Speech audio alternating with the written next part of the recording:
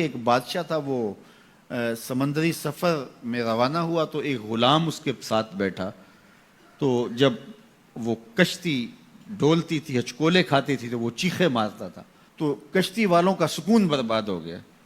ایک دانا شخص تھا، اس نے کہا بادشاہ اگر آپ اجازت دیں تو میں اس کو چپ کرواؤں؟ اس نے کہا یہ تو کمال مہربانی ہوگی۔ تو اس نے دو نوجوانوں کو کہا کہ اس کو ذرا ہاتھوں سے پاؤں سے پکڑ کر کے پانی میں غوطے دو۔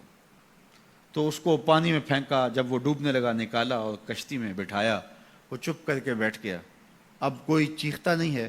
تو بادشاہ نے کہا کہ اے دانا شخص، مجھے سمجھ نہیں آئی کہ یہ شخص کو آپ نے کیسے چپ کروا دیا؟ کہا بادشاہ دریا میں غرق ہونے کی تکلیف کو نہیں جانتا تھا، اس لیے کشتی کی سلامتی کی قدر نہیں تھی اس کو۔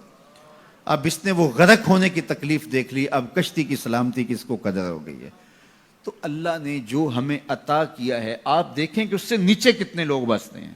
جب آپ نیچے فرشت دیکھیں گے جو بیچارے نانے شبینہ کو ترستے ہیں، اگر مجھے تھوڑی سی تکلیف ہے اور میں جو ہے وہ اس تکلیف میں ناشکری کرنے بیٹھ جاتا ہوں، تو میاں وہ لوگ بھی ہیں جو بیچارے اپنی مرضی سے اپنا ہاتھ بھی نہیں اٹھا سکتے ہیں، جن کی عیدیں بھی جو ہیں وہ ہاسپٹل کے اندر گزرتی ہیں، وہ کئی سالوں کے اندر وہاں اذیت میں مبتلا ہیں۔ جب آپ دیکھیں گے تو کہیں گے مالک میں جس حال میں ہوں اس پہ تیرا شکر ہے۔ شیخ سعدی فرماتے ہیں میں دمشق کی جامع مسجد میں نماز جمعہ کے بعد نکل رہا تھا تو میرے کسی نے جوتے اٹھا لیے، تو یہ شروع سے ہوتا آیا ہے۔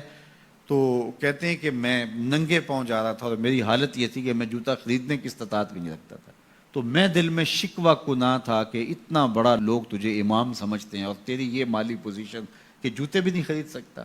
تو آگے میں نے دیکھا ایک شخص تھا جس کے پاؤں ہی نہیں تھے اور وہ رینگتا ہوا آ رہا تھا، میں فوراً سجدہ ریز ہو گیا، مالک شکر ہے تو نے پاؤں تو عطا کیے، جوتے آج نہیں تو کل نصیب ہو جائیں گے۔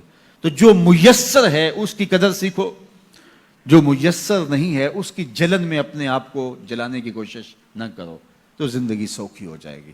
یہ ضابطہ میرے حضور نے دیا، انظروا الی من هو اسفل منکم، اپنے نیچے دیکھنے کی عادت ڈالو، تم سکھی ہو جاؤ گے، تم پریشان نہیں ہوگے۔ لیکن اگر شوق ہو تمہیں اوپر دیکھنے کا تو فرمایا پھر دین میں جو اپنے سے اوپر ہیں ان کو دیکھو، کہ میں تو یار صرف 5 پڑھتا ہوں، یہ تہجد بھی پڑھتا ہے، میں تو صرف رمضان کے فرض روزے رکھتا ہوں اور یہ ہر ماہ نفلی بھی رکھتا ہے، میں تو صرف زکوٰۃ دیتا ہوں، یہ صدقات و خیرات بھی کثرت سے کرتا ہے، یہ لوگوں کے کام بھی آتا ہے، دکھیوں کی مدد بھی کرتا ہے۔ تو پھر ان کو دیکھو گے تو پھر تمہارے عمل میں قوت پیدا ہوگی۔ اوپر دیکھنے کا شوق آ جائے تو دین میں جو اوپر ہے ان کو دیکھو، ورنہ نیچے دیکھو، نیچے دیکھو گے زندگی سوکھی رہے گی۔ اپنی مٹی پہ ہی چلنے کا سلیقہ سیکھو، اپنی مٹی پہ ہی چلنے کا سلیقہ سیکھو، سنگ مرمر پہ چلو گے تو پھسل جاؤ گے۔ تو زندگی سوکھی کرنے کا طریقہ یہ ہے کہ اپنے نیچے دیکھو اور اللہ کا شکر ادا کرو۔ تو پھر سنو، میں تو کہتا ہوتا ہوں یہ ٹینشن فری حدیث ہے۔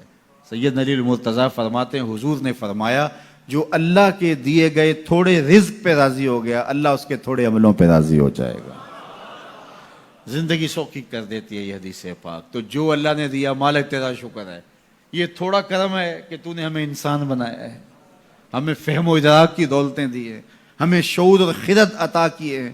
کتنی مخلوقات ہیں جو سارا دن شدت کی گرمی میں بوجھ اٹھاتی ہیں اور چارہ جا کے جو ہے وہ باہر سے لے رہی ہوتی ہیں، وہ بھی تو تیری مخلوقات ہیں۔ تو نے ہمیں انسان بنایا، انسانوں کے گھر میں پیدا کیا، اور میں اور آپ تو اس کا شکر ادا نہیں کر سکتے کہ ہمیں اللہ نے محمد عربی کا غلام بنایا ہے، حضور کا امتی بنایا ہے۔ میری خوش قسمتی میں تیرا امتی، یہ میرا مقدر ہے، یہ آپ کا مقدر ہے۔